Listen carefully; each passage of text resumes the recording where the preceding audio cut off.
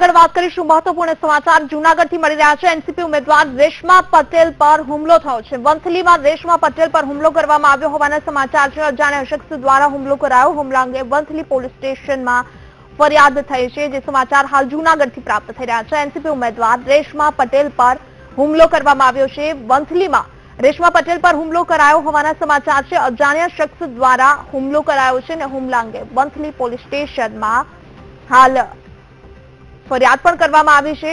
જે સમાચાર જૂનાગઢના વંથલીથી પ્રાપ્ત થઈ રહ્યા છે। એનસીપી ઉમેદવાર રેશમા પટેલ પર હુમલો કરવામાં આવ્યો છે। અજાણ્યા શખ્સ દ્વારા રેશમા પટેલ પર હુમલો કરાયો છે। હુમલા અંગે વંથલી પોલીસ સ્ટેશનમાં ફરિયાદ કરાઈ છે। વધુ વિગત આપતા સંવાદદાતા બિપિન ફોન લાઈન પર જોડાઈ ગયા છે। બિપિન, શું વિગત મળી રહી છે? કોઈ નામ સામે આવી રહ્યું છે? કોના દ્વારા અને શા માટે રેશમા પટેલ પર હુમલો થયો હોઈ શકે?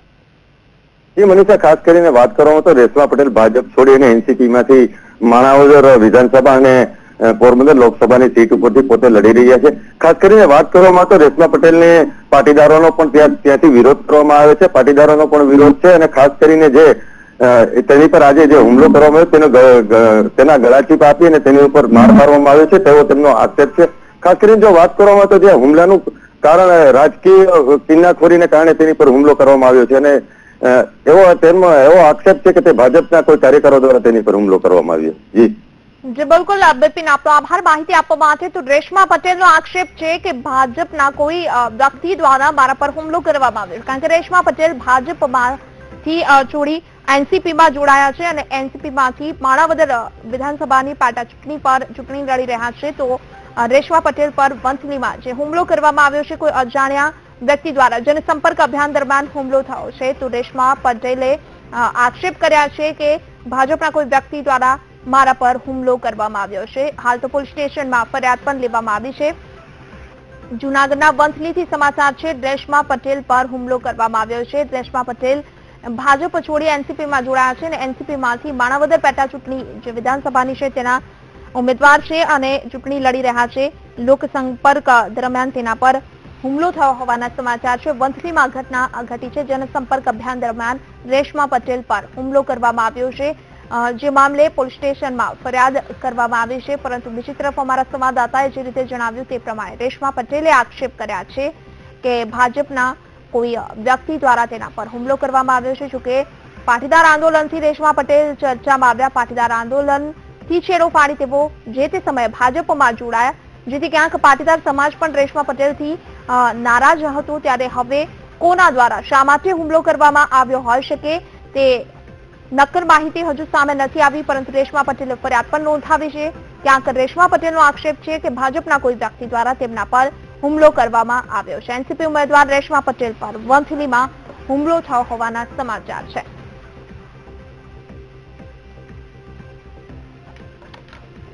તો આપને ફરી એક વખત જણાવી દઈએ, જનસંપર્ક અભિયાન દરમિયાન એનસીપી ઉમેદવાર રેશમા પટેલ પર હુમલો કરવામાં આવ્યો છે। જનસંપર્ક અભિયાન દરમિયાન આ હુમલો થયો છે। રેશમા પટેલે આ અંગેની ફરિયાદ પણ નોંધાવી છે। કોઈ અજાણ્યા શખ્સ દ્વારા તેમના પર હુમલો કરવામાં આવ્યો। હુમલો કોના દ્વારા અને શા માટે કરવામાં આવ્યો તે માહિતી સામે નથી આવી, પરંતુ રેશમા પટેલે આક્ષેપ લગાવ્યા છે કે ભાજપના કોઈ વ્યક્તિ દ્વારા તેમના પર હુમલો કરવામાં આવ્યો છે।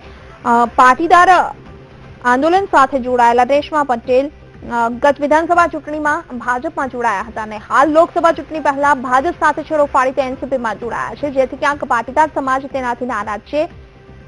બીજી તરફ આક્ષેપ રેશમા પટેલના એવા છે કે ભાજપ છોડી હું એનસીપીમાં જોડાઈશું, તો ભાજપના કોઈક વ્યક્તિ દ્વારા તેમના પર હુમલો કરવામાં આવ્યો છે। હુમલા અંગે વંથલી પોલીસ સ્ટેશનમાં ફરિયાદ કરવામાં આવી છે। એનસીપી ઉમેદવાર રેશમા પટેલ પર વંથલીમાં હુમલો થયો છે।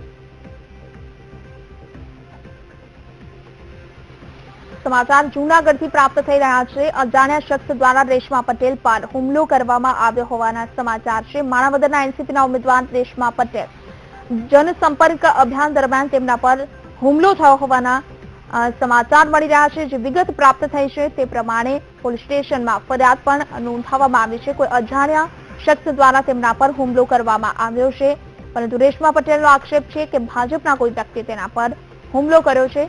હજુ નક્કર માહિતી સામે નથી આવી, કોના દ્વારા હુમલો કરાયો, શા માટે હુમલો કરવામાં આવ્યો।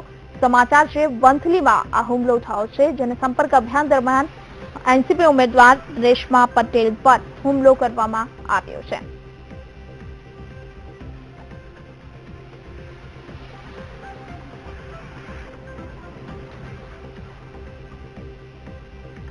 જૂનાગઢના વંથલીથી સમાચાર મળી રહ્યા છે. એનસીપી ઉમેદવાર રેશમા પટેલ પર હુમલો કરવામાં આવ્યો હોવાના સમાચાર પ્રાપ્ત થઈ રહ્યા છે. જનસંપર્ક અભિયાન દરમિયાન રેશમા પટેલ પર કોઈ અજાણ્યા શખ્સ દ્વારા હુમલો કરવામાં આવ્યો છે અને રેશમા પટેલનો આક્ષેપ છે કે ભાજપના કોઈ વ્યક્તિએ તેમના પર હુમલો કર્યો છે.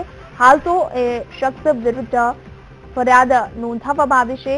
રેશમા પટેલે વંથલી પોલીસ સ્ટેશનમાં અંગેની ફરિયાદ નોંધાવી છે, પરંતુ કોણ છે આ શખ્સ કે જેમણે રેશમા પટેલ પર હુમલો કર્યો, શા માટે હુમલો કર્યો તે માહિતી સામે નથી આવી. રેશમા પટેલે ભાજપ પર આક્ષેપ લગાવ્યા છે અને જણાવ્યું છે કે ભાજપના કોઈ વ્યક્તિએ તેમના પર હુમલો કર્યો છે, પરંતુ હાલ તો જે પ્રમાણે ફરિયાદ થઈ છે તે પ્રમાણે પોલીસ આ અંગે તપાસ કરશે.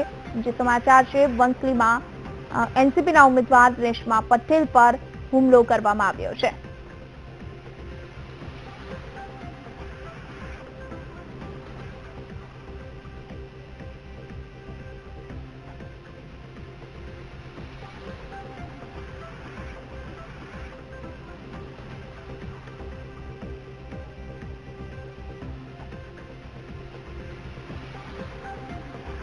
તો ટીવી સ્ક્રીન પર આપ દ્રશ્યો જોઈ રહ્યા છો. રેશમા પટેલ જે રીતે ઘાયલ થયા છે તેના દ્રશ્યો સામે આવ્યા છે, કારણ કે રેશમા પટેલ પર વંથલીમાં હુમલો કરવામાં આવ્યો છે. જે દ્રશ્યો અમે આપને ટીવી સ્ક્રીન પર બતાવી રહ્યા છીએ. આ અંગે રેશમા પટેલે વંથલી પોલીસ સ્ટેશનમાં ફરિયાદ પણ નોંધાવી છે. જનસંપર્ક અભિયાન દરમિયાન રેશમા પટેલ પર હુમલો કરવામાં આવ્યો. એનસીપીના ઉમેદવાર છે રેશમા પટેલ માણાવદર વિધાનસભાની પેટા ચૂંટણી લડી રહ્યા છે અને જે દરમિયાન તેઓ સંપર્ક અભિયાનમાં જોડાયા હતા.